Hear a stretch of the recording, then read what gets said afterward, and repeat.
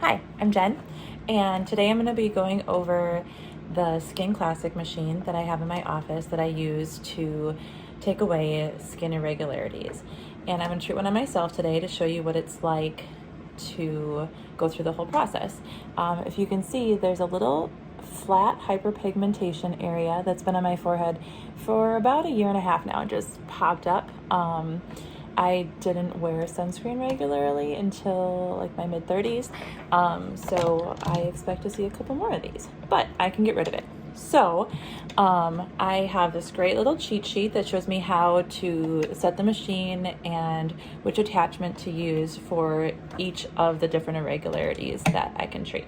So for this one, I have chosen an F12 needle.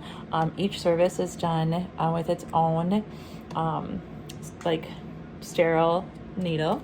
I've already attached that into the wand here. When I apply the current to it, you hear a little beat. I don't know if you can hear that sound. It's a little foot pedal that I step on, and that means that the current is active in the hand attachment. For people that are really sensitive, I do have a numbing ointment that needs to go on about 10 to 15 minutes ahead of time, or you can get something over the counter and put it on before your appointment too. But I've been told, I don't have any tattoos, but I've been told it feels pretty similar to getting a tattoo. So for this specific irregularity, first of all, if you were coming in the office, I have this really amazing little light that I could take a really close-up look at what we're going to be working on to make sure it's definitely what we think it is. And then we proceed. For this specific type of skin irregularity, I just need to moisten the area with a little bit of witch hazel, just to keep it moist when we treat it. And you know what? I'm going to go ahead and treat this one too, right next to it. So I have my machine setting correct for this. It can be between 20 and 30, so I'm just going to put it at 25 and see how it goes. So I am going to turn on the current here and just, it's a little awkward looking in the mirror to do this. And I'm just going to keep working around the area. Add a little bit more moisture.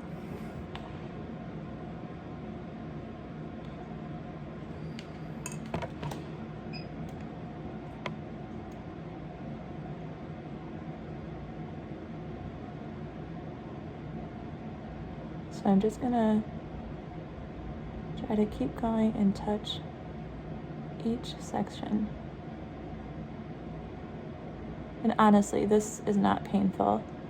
I would call it uncomfortable.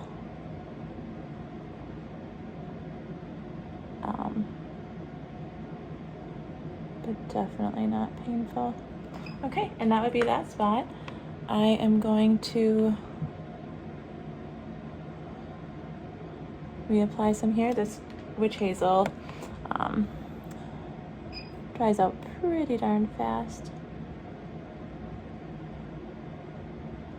So when you have hyperpigmentation that's flat like this, ideally the spots we treat are no bigger than the size of a pencil eraser. Otherwise, it really is best to split it up into more than one treatment. But that is it. So it's a little pink after that. I'm definitely gonna keep this covered from the sun. I can put sunscreen on it right away and it'll be fine. What's gonna happen is there's gonna be a little bit of like a crust that forms over this. It's gonna be really important that I don't pick at it, because if I do, I can actually cause a little bit more hyperpigmentation. But we're gonna let that form. We're gonna let it come off on its own. That'll happen in, I don't know, maybe about 10 days. And then there'll be a little bit of pinkness there until my cell cycle comes through. You know, as we get a little bit older, I'm 44 now. You know, it's like maybe 40 days at my age. So I can expect that that area will be a little pink until all of those deeper cells get to the surface. So I'm not going to do any other exfoliation, enzymes, peels, even cleansers that are a little bit more exfoliating. I also made sure I stopped my retinol product 2 weeks before this service. that's a good idea for any advanced aesthetic treatment that you're going to have done. So if you have any questions, please reach out to me. Some of the other skin irregularities that are really easy to treat are cherry angiomas, which are like the little red spots that you see, the tiny little visible, I think I might have a couple, the veins here. I could definitely treat those, but it is a different attachment, a smaller attachment that I would need, but those are really neat because you can see them literally like disappear before your eyes when you treat those. Sebaceous hyperplasia is something that really bothers a lot of people. It's like a little raised lesion, looks almost like a little like raised donut, but yeah, there's a lot of things so we can treat. Just going down the list here, clogged pores, milia, which are like the hardened little white spots, fibromas, keratosis, and skin takes. So again, feel free to reach out to me if you have any questions, and I will check back in with you in a couple weeks to let you see how this is doing. All right, thanks. Bye.